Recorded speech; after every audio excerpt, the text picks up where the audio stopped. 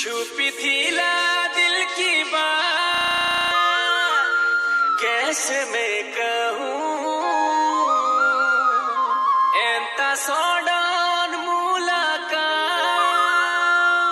कैसे मैं सहूँ मैं किसी और की हूँ फिलहाल मैं किसी और की हूँ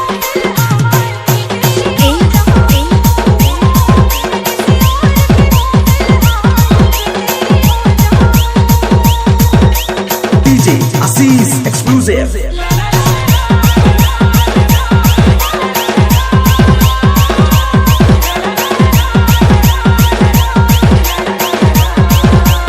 Let's अपना गुड़िया स्टाइल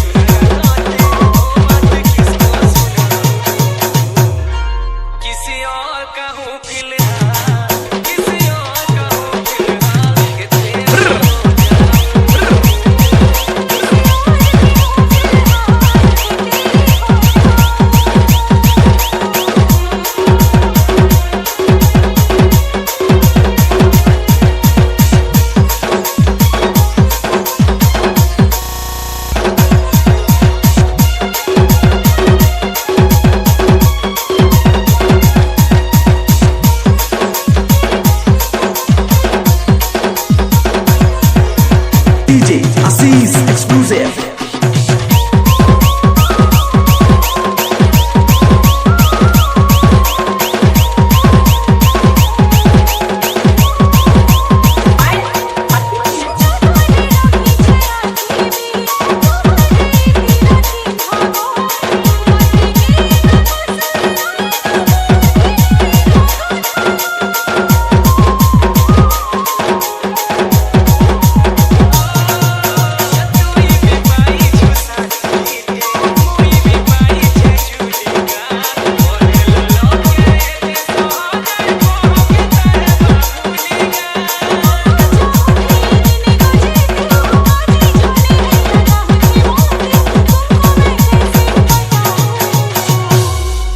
जब ना माना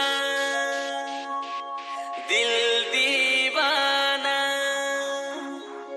कलम उठा के जाने जाना खत मैंने तेरे नाम लिखा हाले दिल तमाम लिखा मैं किसी और की हूँ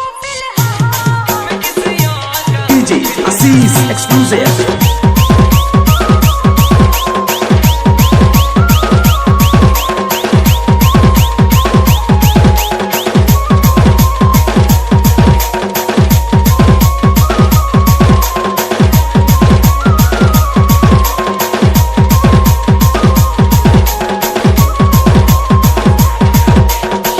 G7 Production.